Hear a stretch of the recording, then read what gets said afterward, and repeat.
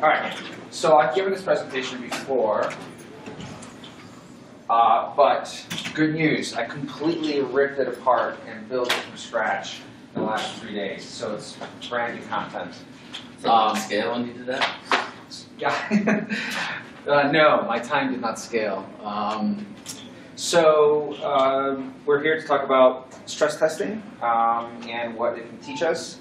A little bit about performance, but really mostly focused on basically like a personal experiment to take some of the common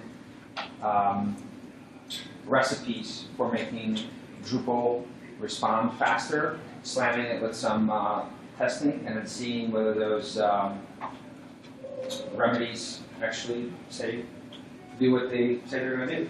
So it's like 5 iterations, and then we're going to talk about some of the next iterations, what has worked for you guys and what has not. So that's what we're going to do. Yeah, so what I did in this talk here or in this presentation is we took a Drupal Commerce out-of-the-box Kickstarter site. We put it on Amazon large general instance. We created a stress test script suite of tests. We ran against it. We had a goal of having 3,000 concurrent users. Spoiler alert, we did not succeed.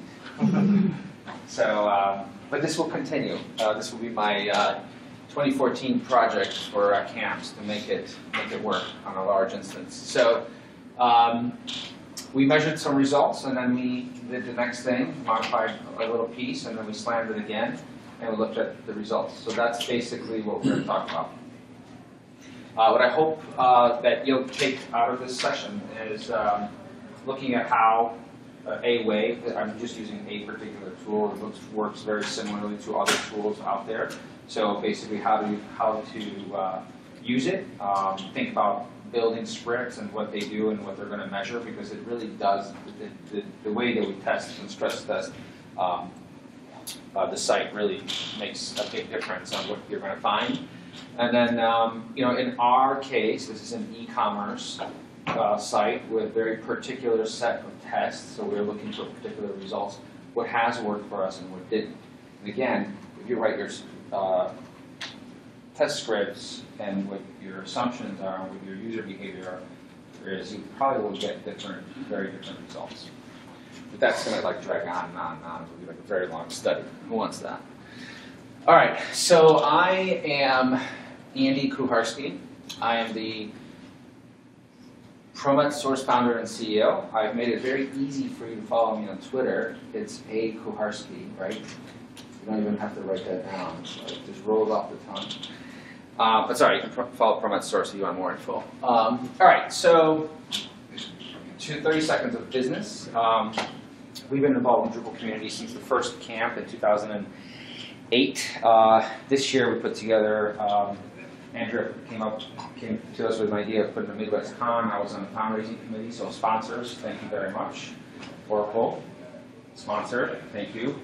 Zoomsoft, sponsor, thank you. Anybody else sponsored? Important. It really kind of made my job easier. So what do? We build Drupal applications, we build mobile applications. We're a Drupal shop here in Chicago. One of the ways in which we differentiate is that we build complex applications. In some cases, we build mission-critical apps for our clients, and we provide 24/7 support for those folks who want to host, so 24/7 application level support. So if you're at Rackspace and you're 24/7 hosting support for the application craps out, you can call us. Any application has to be Drupal.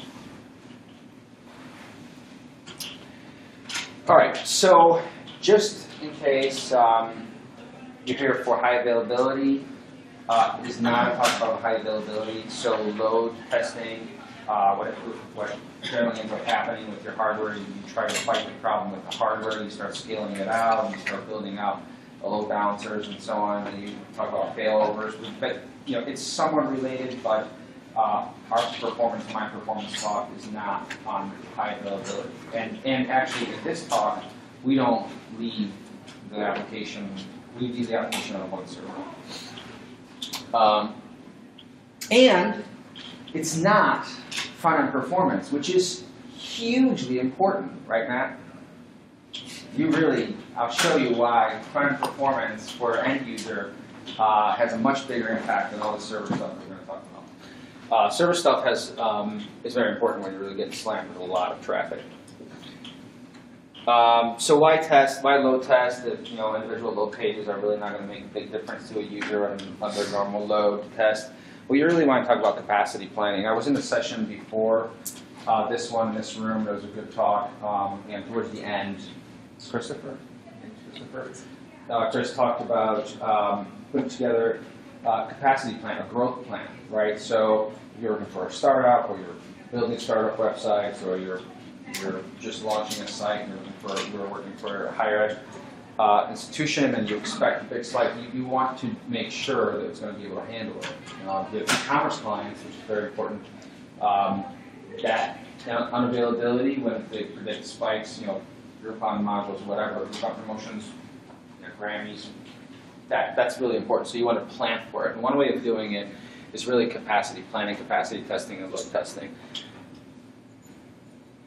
All right, so this is the last piece of kind of businessy talk, and now we're going to dive into lots of chart form. Okay. So this is a really two-part business slides. So one, time is money, speed is money. So Google measures your site's responsiveness and includes that in one of its as a variable in its search formula. So if your site is slower, your competitor will come up, and your competitor's site is faster, and you're targeting the same keywords, your site is going to lose. In other words, it will get ranked lower. So if that's important to you, speed is important. Google is really pumping a lot of money into making sure that the web is faster. It's a better experience. They get more eyeballs, more searches. They have a public DNS service that you can point to.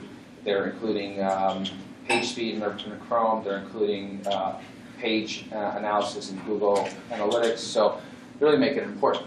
Here's a really interesting experiment that I ran across, and this was performed by Strange Loop, who's a performance shop out in the West Coast, and their goal was to basically, everybody talks about performance and how important it is and what kind of impact it may have on end users. So they're like, well, let's prove it. Let's figure it out. And they talked one of their large clients into creating this experiment where basically what they're going to do is on a small percentage of their traffic, delay that traffic by a fraction of a second. And so I think these results were pretty amazing, right? So at 200 milliseconds of a delay on the traffic, so it's 1/5 of a second, you had a reduction in page views. This is a large public online retailer. At half a second, you had a higher bounce rate, lower conversion rate, and obviously less page views. You've delayed it to a second, and even your cart size starts reducing. So basically, consumers are noticing the slowness and like, screw this, I'm going to buy this, at Walmart, or a brick and mortar site. So it's really, really key. It really comes down to the bottom line. So if you're really interested in performance and you want to convince somebody that it's worthwhile, you can use my slides. All right. So this is our target. So what we did is stand-up commerce Kickstarter. Is anybody here running Drupal commerce? Okay. So commerce is a special case because obviously there's a lot of metrics around money, performance, as I just showed you, is tied to conversion rates and how much money basically the e-commerce store can bring. It's also a special case because generally it's an SSL site. Who here runs SSL across the entire site? Okay, it's a small percentage. So SSL is special, and I'll tell you further on in the case. It is a performance. It adds to the performance cost. And this is just a nice looking site. This is what it looks like out of the box. And it was easy for us to test with. And, oh, I should mention that, I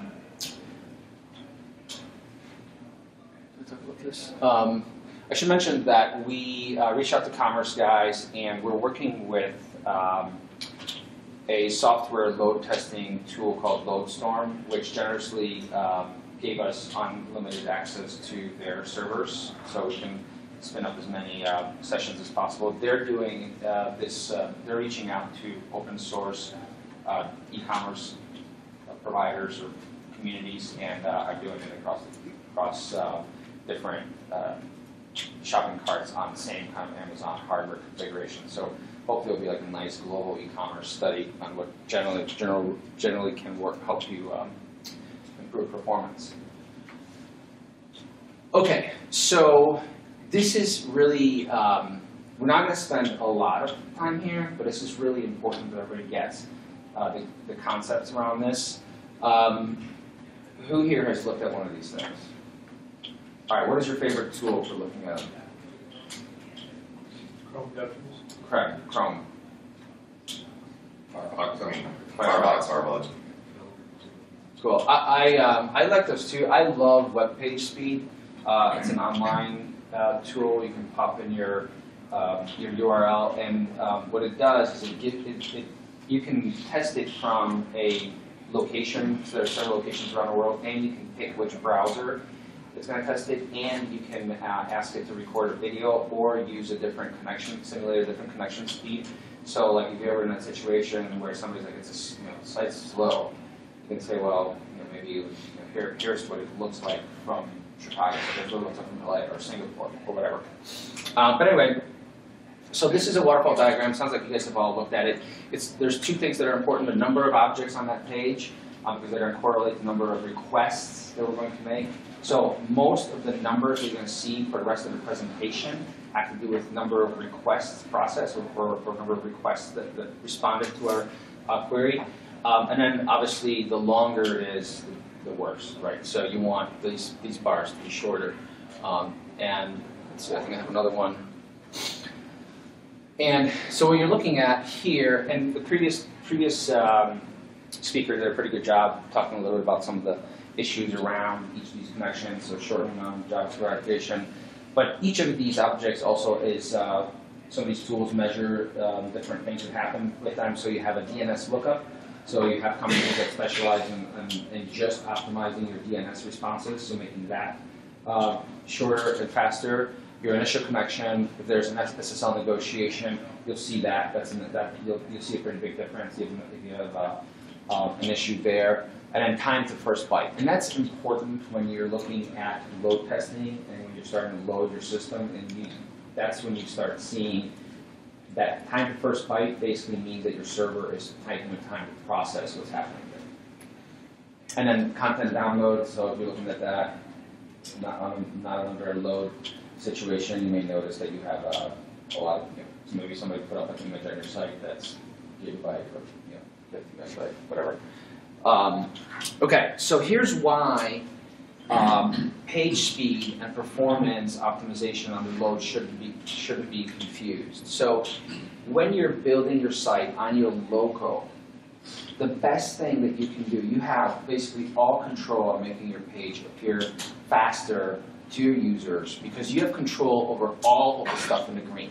The first request is an HTTP request to the server, building the page, running PHP, connecting to the database, and getting you a list of objects that are going to exist in the HTML response. Everything else after that is basically what you as a designer, did I say designers and site builders here?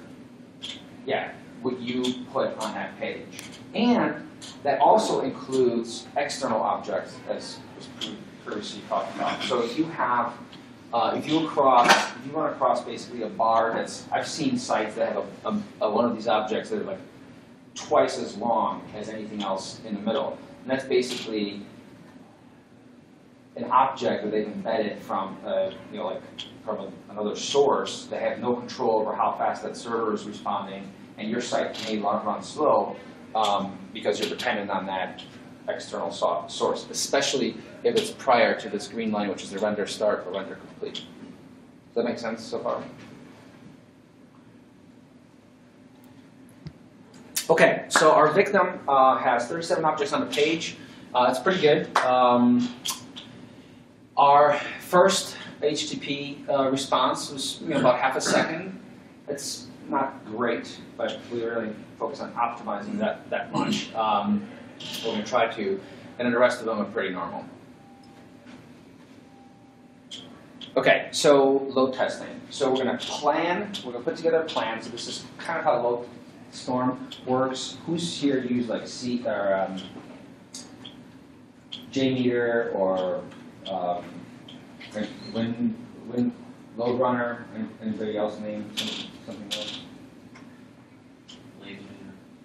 What was that?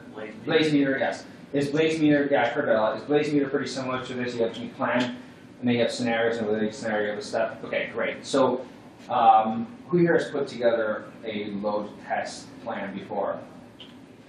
Okay, a couple folks. So I'll just spend a little bit of time because this is important on how these results are basically what it's important so that we understand what we're looking at in terms of the results. Because we put together a very peculiar and specific plan. So plan is basically what you think your user usage of the site is going to be. So we are testing for a large e-commerce event. So our scenarios are what we think of what a typical user may do.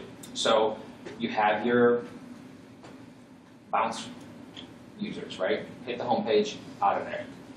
You have your users that are on average, 10 page clicks through the site.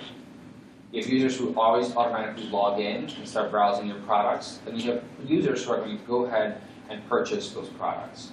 So what you do is you create, you kind of, when you strategize, put together your session, and you're trying to figure out what, let's say you have a large event, and your job is to make sure that the server is going to be able to handle this Groupon traffic, and you expect to transact, 10,000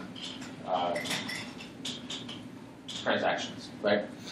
So you'll probably want to take a look at your analytics and see what your users behave like, and then each of those scenarios is going to have a number of steps. So my bounce scenario is going to have one step, and that is go to the home page and then leave. The second one is going to have 5 steps and then leave. Then the next one's going to log in, browse, and then leave. And then what you're going to do, and then what you do is you set certain percentage weight to each of those scenarios, right? So the bounce user is probably, well, hopefully not that prevalent in your case, but it's generally pretty high, right? So you have like 25–30% of your bounce users. So you know you're handling that scenario to anonymous cases. So far makes sense? All right, so we have done something very, very, very hard. We decided that most of our users are going to not be anonymous.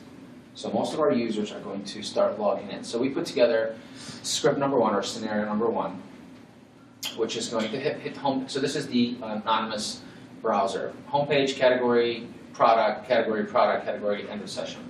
That's got a weight of 11%. So as we run our test cases, or our load test, 11% of those users are going to run through that scale. Next one, we have a user that logs in.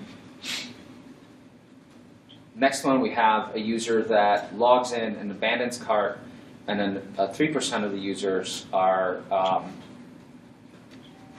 purchasing product. Now, why is this atypical and why is this hard? It's hard because everybody's logging in and probably less caching going on. Yep, it's hard because everybody's logging in. And what's the hardest problem to solve in performance? Personalization. Excuse me? Oh, personalization. Personalization, right, because it's generally, you can't just reverse proxy all that traffic, right? you generally have to hit the database, especially, well, the purchase, creating a purchase, you're definitely writing into the database. As you're putting stuff in your cart, in Drupal you're putting stuff in the database, unless you configure it. Right, so those are really hard. Just they're hard because the general things that you hear about. What's the first thing that you hear about doing for performance?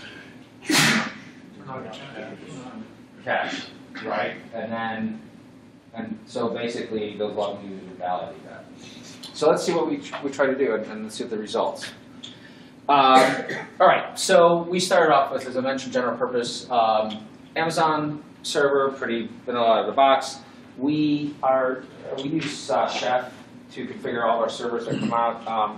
This one, it was pretty standard. I don't think there's the only special things that we had in there. I think there was no writing of logs to disk.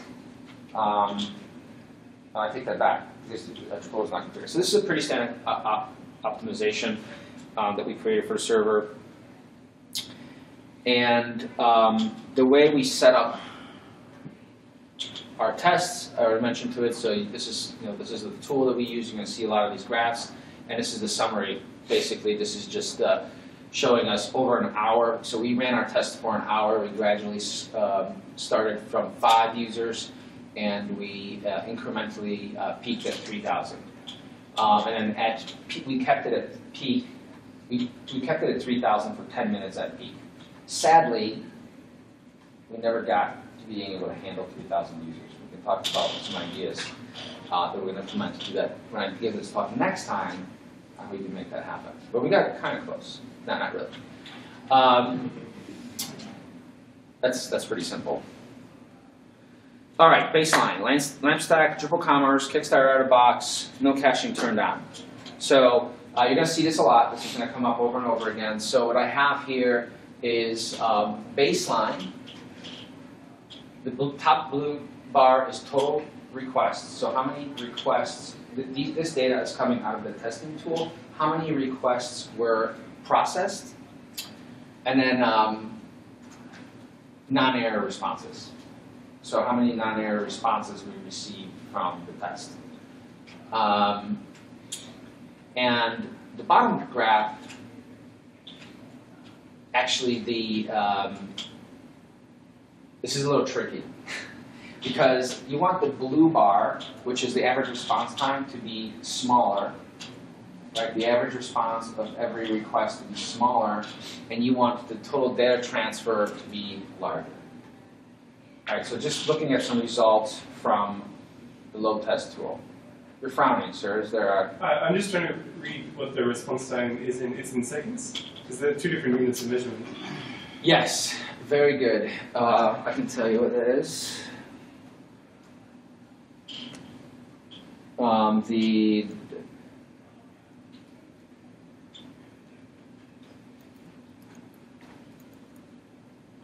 In seconds. Okay. No, that's not right. This will be a second.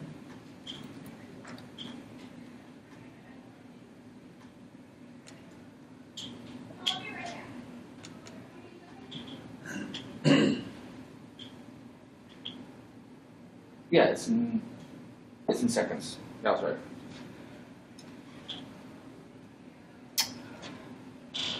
Any other questions? So it hit 9 seconds response time? Yeah, sorry. So I don't have a scale for. I'll show you on the next slide. You're right. This is totally confusing. So the scale here is for total data transfer in gigabytes. I will give you the answer on the average response time. Sorry about that. So here is our first result. So a couple of things that we're looking at here. The yellow line is the average response time, and this is over an hour. So you can see tons of. We basically start spiking into error area very, very quickly here. This purple line is your throughput. So how much are you getting through? How much data your server's pushing back at its users. The green line is the requests per second that are being made, and then the red line is your error. So I pegged that we started getting significant errors pretty early on. We can do that really quickly. So I'm going to just remove that. Zoom in here. So at about the concurrent users, at 69 users, we're already getting some errors, and with 129, we're already getting some. So it started pumping up here, 2% errors at about 189 users, and then it really just jumped up.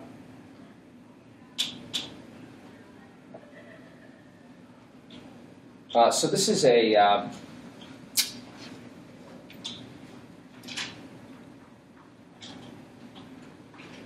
I'm going to skip around a little bit. So this is what the average response time looked like. And so if you look at the black line, that's your average. And then it's important to, whenever you're looking at any result set like this, you really want to look at standard deviation, right? Because if you look at, that's why I immediately just dismiss the maximum response rate, because you're going to have some processes that are going to get stuck. So immediately we started getting, a couple seconds into it, one standard deviation, lasted for maybe a couple of minutes, and then it was all over the place. And at the top is 15 seconds. That's where the Loadtesting stops listening for responses, right? So you're going to see this a lot. And then 2 standard deviations, where 90% of the responses, in some cases, started getting a couple minutes into it, started timing out. So this is important, again, like if you look at your slow query logs and so on, you don't necessarily always want to chase after the slowest query. You want to look at how many of those queries are responding within that time. Would you agree with that? It's a complicated subject, but for some reason, I thank you for that. So what was happening here? So this we did this a while ago, so I don't have detailed graphs. But basically, the way our server was performing, you can see this 2 CPU server with about 8 gigs of memory. The way that our Apache servers were configured, they never died. So we limited the number of requests that were able to get to the server, so it never started swapping. So you have server death where you can't get to the server, and has everybody had this problem? Your server's swapping, you can't even get into it, so you're like, screw it, I'm going to power boot it. You power boot it, you're like, oh great, I popped in, and then immediately it starts swapping again, and you're stuck again. You're like, shit, I gotta redirect this traffic somewhere. Where am I going to redirect this traffic? The traffic is killing it, and it's swapping. So, just basic configuration 101, you never want to give enough threads so that it swaps to death. Does anybody have any things to add on that experiences?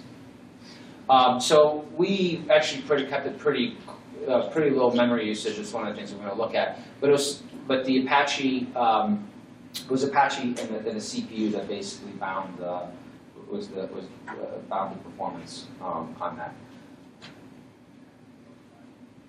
And What version of Apache? remember? I think, yeah, I can tell you just in a second. That was probably the. I believe is the standard one that comes Was with it 2.2 Debian. or 2.4?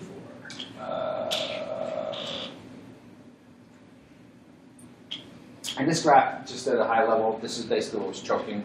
Was views, and this is from New Relic. I should mention, you guys recognize this New Relic. So from New Relic, just on Drupal application level, if you look at what the modules, choke points, it was views. Not surprisingly. 2.2. All right, so we turned on Drupal cache. I spoiled it because I already should have been fun if we guessed what worked. So obviously, a standard next step, right? You got to turn on Drupal cache. Who doesn't turn it on in production? So look at the grand scheme of things. Now, remember, we weren't trying to slam this thing to 3,000 users. These, this is just statistics, right? So these improvements would look a lot better. I think they would make a much bigger difference. We were really pushing for the out of bound. and you have to remember that the test cases were really set up for for authenticated users, right? So Drupal cache really didn't need that much, but it did. You know, it was noticeable improvement. So this really only, the Drupal caching really only helps out with that first test case of people who don't walk in. It helps out with the first test case and with the home page of every other test case. Everybody who first has the page Yes. before they log in. Yeah. So, you know, what's interesting here, again, if I scale these graphs a little bit more, it'll be more dramatic, but we doubled the total data transfer, right? So we enabled the server to breathe enough to double the response of stuff coming back to it. So it's probably responding to images faster. So what's happening here? We have, you know, similar image here. It started crapping out about 367 users. We're at 2.3% error rate, and we were getting average response time over a second. And that's average response time for every request, right? Not just HTML requests. What else was interesting? This moved over to the right a little bit, so you can see it really starts dying. And actually, the server's keeping up most of the time. You know, for about 10 minutes, it's still sending back responses, but it starts dying about 10 minutes into it. In this case, we looked at this. We had, and we need to do a little more research, but we found a special menu item block. And this is where it all goes back to developers. We don't think that was caching. So basically, that was causing, when we looked at New Relic, that was causing most of the problems. And it gave us a little bit, this is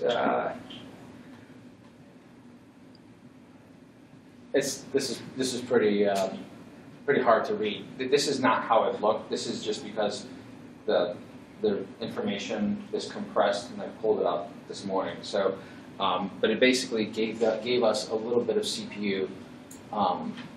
It did spike up to 100.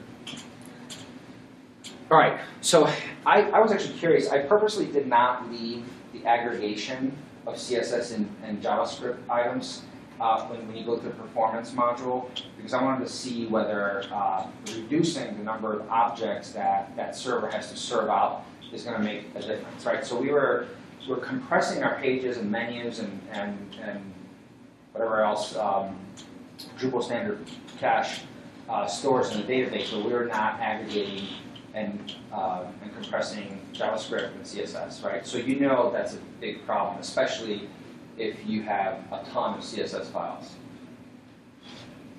right? So that actually helped a little bit. It made a bit of a difference, not tremendously statistically visible, but if you look at the numbers, it improved a little bit. And similar results, similar error distribution. And here's something that we started looking at this. So we try to follow best practices when running these tests. So the server had public access, but it really didn't have a whole lot of traffic hitting it, and nobody else was doing anything on it. It was just brought up for this purpose.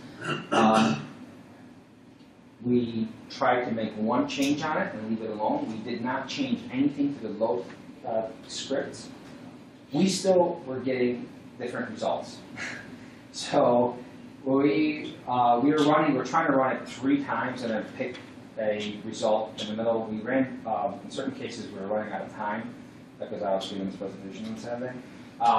But it's interesting to note that just running that test once can give you results that are not, that may point you to a path, chasing a path that is false.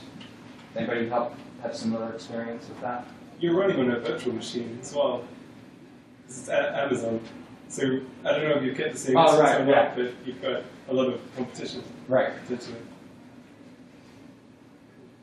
So basically, because it's a virtual machine, there could be other things happening on that host server, and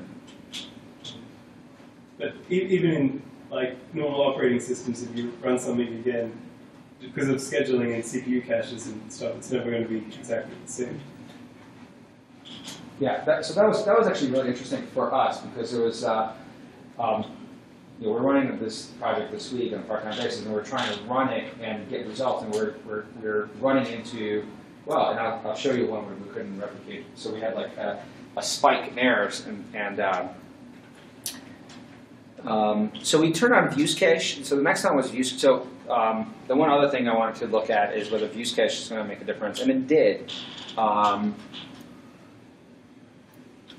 Let's see if I can show you. So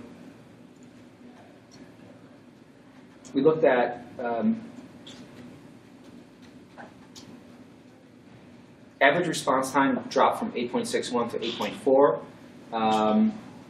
Page peak response time dropped. Let's see if we get more throughput. And we actually got a pretty nice bump. So turning on views cache gave us more total data transfer. So it did make a difference. So I think a lot of times performance, especially as you're tuning, is kind of like peeling the security onions the other way around. So you just shave one item at a time, go back, test, and improve. So that was big. The other thing that we didn't get a chance to do, but I think it makes a really big difference, we'll put it in the next presentation to prove it, is turning off UI, anything on the back end for UI administrating, so views, any administration modules, turn them off. All right, this is views cache, so similar results. It kept on going, so you can start seeing that it keeps on kind of responding past the 10-minute mark. All right, now we're getting to making some big differences. So reverse proxy. Here, actually, we changed two things, which is really unfortunate. We moved from Apache to Nginx, and we use Nginx as a reverse proxy. Why? Well, Varnish ignores SSL. So on an e-commerce site, you really can't do anything. Varnish is useless, basically. Well, I guess it's not. If you have the SSL module that only goes to SSL, when you log in, you get some performance. But Nginx can do a lot more for you. So we saw a pretty big improvement when we put in a reverse proxy. And I'm skipping some. I have like 6 more minutes, right? Let's go walk through. Let's walk through. Okay, perfect. So I'm skipping some other experiments that we did. We put reverse proxy and we put memcache there, and actually that surprisingly didn't help us that much. Again, we're going to try to go back and dig in as I give these presentations, but it didn't help in our configuration. What really helped us is Nginx.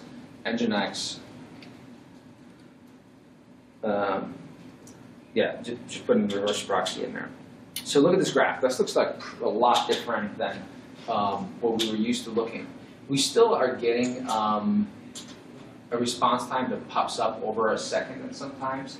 And remember, a response time over a second on all the objects below the HTML response are pretty unacceptable. And the number of errors is pretty high. Now, we got a pretty amazing, you can see, it really pumped out a lot more data back to the users than anything else that we have tried. Our response time, average response time, also really drastically decreased. Highest number, we're looking at, and most of the traffic was authenticated, right? So it's still hitting Drupal. So just putting that reverse proxy where it's basically just send a request out of memory really helped out a lot. So does the reverse proxy actually do anything for the users once they're logged in? No. So all that is just helping with the anonymous user. Yep. And that's a very small percentage of our use cases. So it also helps with like the CSS and the images. Yeah. Think of it like a waiter who's just like brokering for all the chefs in the kitchen. It's kind of doing that.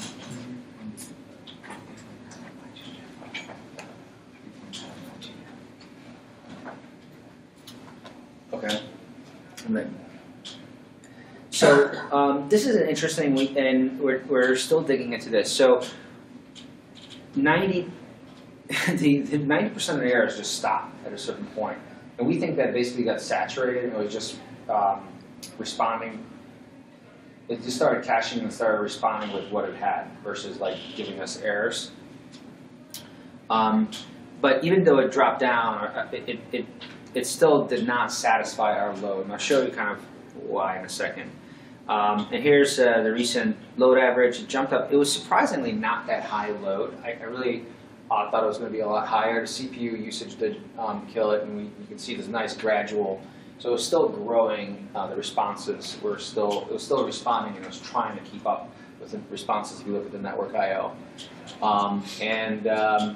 You know, you have a little bit of different data now because we're looking at PHP FPM, which is what we used instead of Apache, which is now consuming most of the CPU resources. And interestingly, we tried Nginx to PHP via TCP IP and sockets were able to handle more than TCP IP connections. So still more stuff, more things to experiment with. So I'm going to dive into some live charting.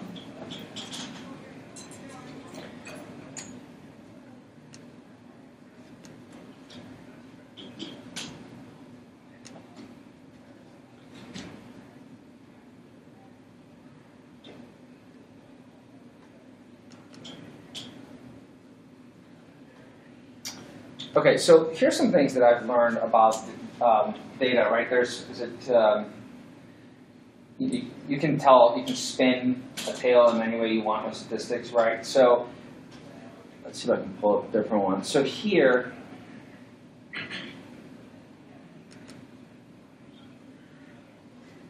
no, this is a live demo.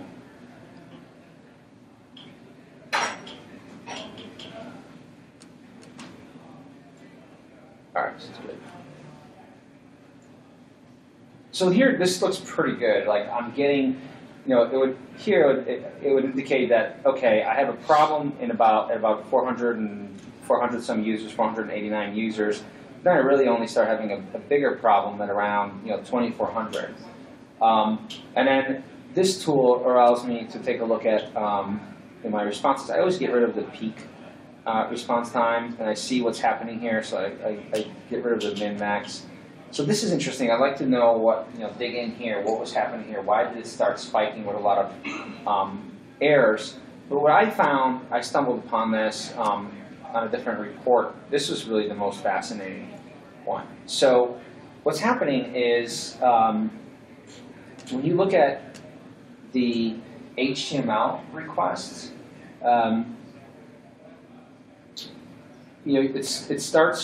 it's distributing, and it starts dropping, and then it keeps on.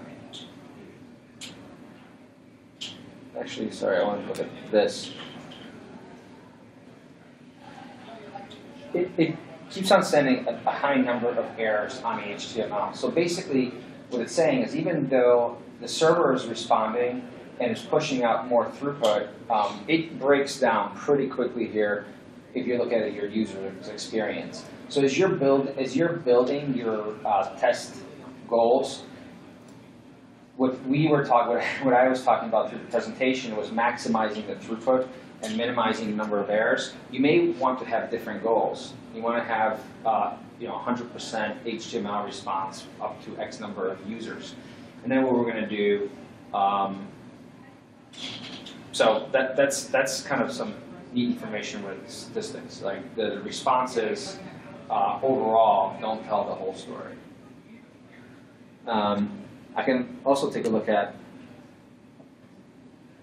the other thing that that's pretty interesting. You can start drilling down into some of these users and start looking at what is my page, how are my pages responding. So page 1 is a pretty high average completion rate.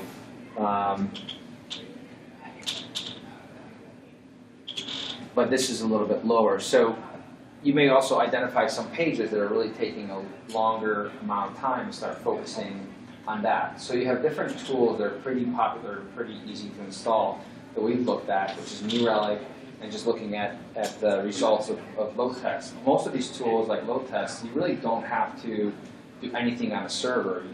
And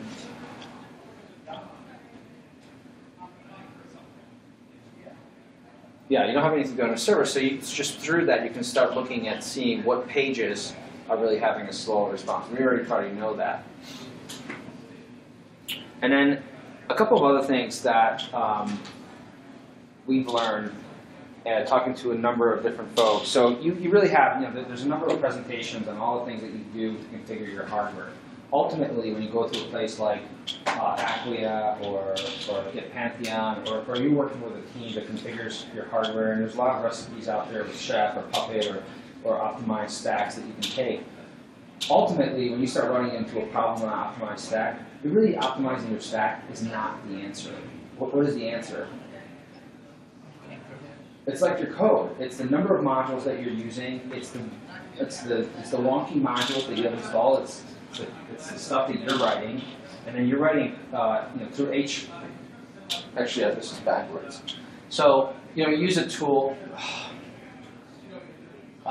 This is actually XHPROC, not PT Query Digest. So you look at your code and you see what your functions are doing, whether you're inefficient with your functions.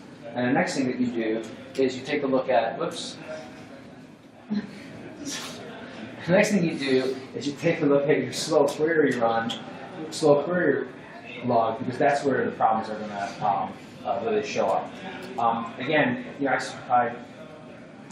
only in special cases when you have really hundreds of thousands of millions of page views, when you're going to start running into MySQL optimization issues where you actually have to optimize MySQL because you have 10 tables that are too long, or even those go back to the code. Is that a general truth that you would accept, sir? That's tough. Well, this query is actually optimized, I can tell. Yeah, this is. Don't look at the content. This is. I had to pull it off. I think the problem with SQL is that it hides so much detail because you've got this abstraction. So it's very easy to write an inefficient query. If you use Drupal core, it's going to be well optimized, and I think that's definitely true. But if you use third-party contrib, or maybe write your own stuff, it's easy to make mistakes that those queries could be slow, particularly as data grows. Yeah, I think that's that's the hard part. Yeah, so the only thing, so this is a PT Query Digest, so you turn on your slow query log in production or in testing and you analyze this. This is not a good example, unfortunately. But I wanted to point out some of the things I've already pointed out, and that is, you look at your max queries, max query execution time, you want to take a look at your locking, and then you want to take a look at what the average versus the 95th percentile is if you're looking at your problems. And those queries, their views is great. Unfortunately, it's a fourth level programming language, so it really abstracts, you writing the queries and optimizing those. And you can do that.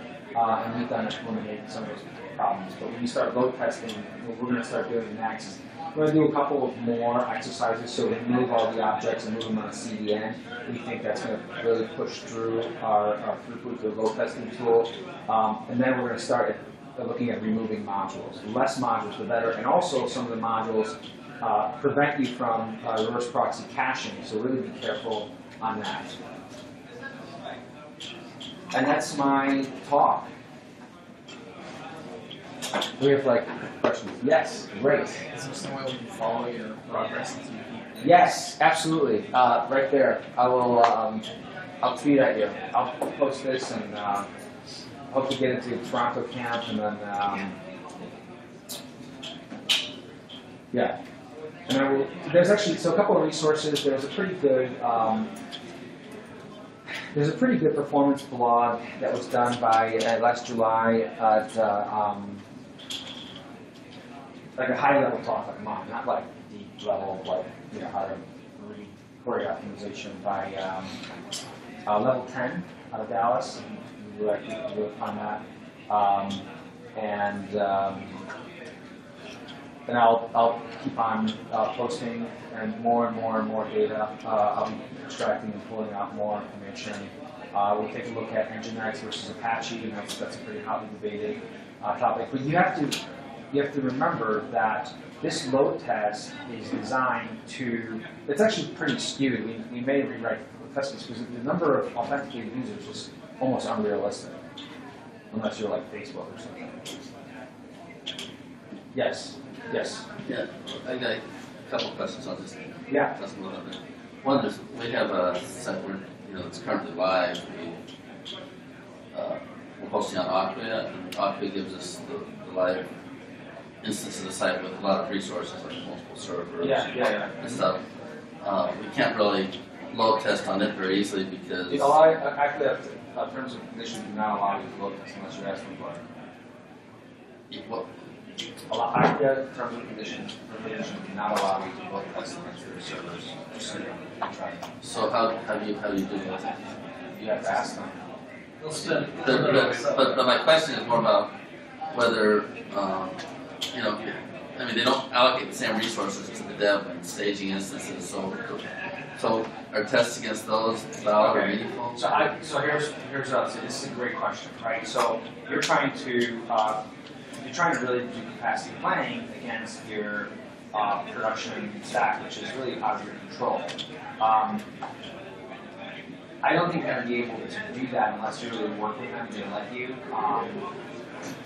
I would take it off because what you're going to be doing, at a really optimized stack like Apple, they have caching on every level. You're optimizing. You're looking at how bad your site is. So load up your site with something like this and just slam it and see where your problems are. Look at New Relic and see what modules are coming up all the time, as well as execution time, look at your slow query log, and look at what. Like that's pretty easy. Like you don't need to. Like you don't have to have developer skills to dive into it. I can do it, right? I can set up a slow query log. I can set up a site on my AWS and set up a load test, slam it, and look at what queries are running slow based on what the users are, and go back and identify the modules that are calling those queries, and that's generally the problem. You're saying you could do that like on a tested instance and doesn't do it in a live instance. It's not the same thing.